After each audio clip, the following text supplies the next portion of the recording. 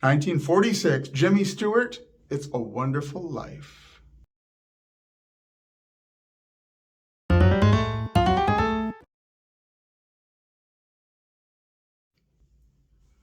I was really surprised and paying closer attention this time, now that I'm doing reviews for my channel, about the things I found in the movie It's a Wonderful Life. Generally, we tend to remember things like the bell rings and angels get their wings and Clarence jumping into the water and the scene at the bar and wanting to find his mother and his wife's an old maid. All of that sort of alternate universe stuff where he was never born and that whole big spiritual sort of lesson by the end. And oddly enough, as I'm watching this movie this time and paying closer attention, none of that stuff happens. Clarence the angel doesn't actually arrive and dive into the water, into the life of George Bailey directly, until about the last half hour of the film. I always knew that it began, it starts with the whole introduction about his life, and then the angel shows up. But most of the movie is about the introduction to George Bailey's life.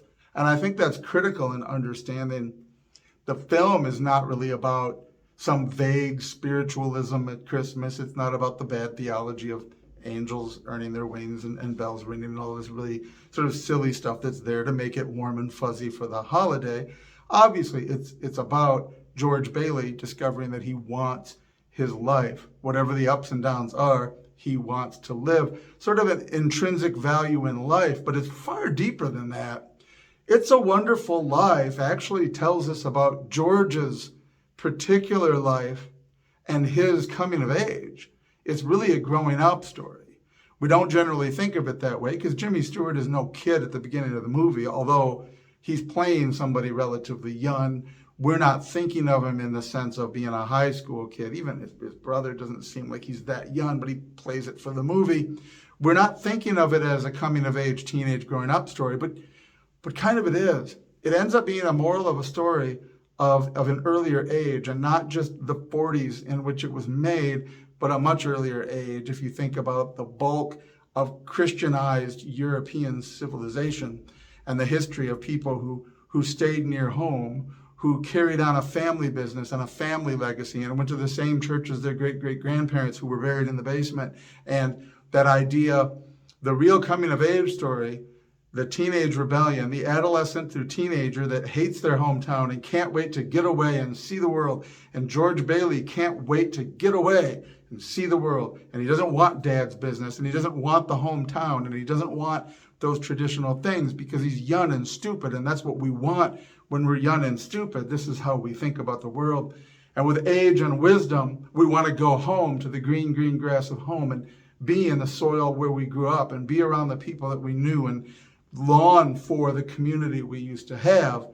Unless we're really lucky, and like George Bailey, we end up stuck there in this salutary, blessed, and spiritually wholesome place until we outgrow our stupidity and foolishness, and we want it. We want it. Many of us now in the modern era, we get away from it, and there's really no going back by the time we realize, gosh, wouldn't that have been cool? Wouldn't that have been neat to still be there? It's an earlier sort of pre-postmodern message that fits in nicely with actual Christian spirituality, which you don't get from the angel and the wings and the conversation. That's that feel-good mumbo-jumbo that most everybody even then knew. That's not real theology. But the real Christian message of fidelity, honor your father and mother, honor your responsibilities and duties, your obligations and vocations that you're born into, of being a good son, of then being a good student, of being a good employee, of being a good citizen, of being a good member of the community, being a good member of the church. Everything in George Bailey's rebellion and his desire to get away. Every time he tries to get away, life conspires against him to keep him there in that little town. And really, it is the work of the Lord pouring all these blessings on him that ultimately, by being trapped in this little town and wanting to get away, he's going to find happiness. He's going to preserve the family business, help an abundant number of people, find the woman of his dreams, have children, have a community where he's the richest man in town, where everybody looks up to him and he's the great hero, while his brother goes off to war, saves people's lives, becomes a businessman, has his own career and job, and everything works out just like it should for everybody's good, even George's. But George didn't get the things he wanted. He got the things he needed. And throughout the course of the bumps of life, was forced to come to grips with that he finally wanted the things that he needed. When he was young and foolish, he wanted a whole bunch of other stuff, didn't want the things he was stuck with. Now he's mature enough to want the things that God gave him rather than the things his imagination was chasing after.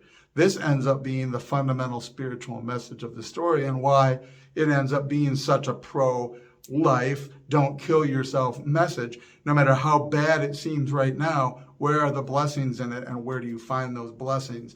Reliving his life, having not been born, having to see the things and the people's lives that were ruined by his not existing, he has to come to grips with how important his life was in all the ways he didn't want it to be. Because he was yearning of running off and doing something important with his life, he was trying to put off doing the very important things, perpetually, infinitely, eternally important things of literal life and death for his community that God had in store for him to do.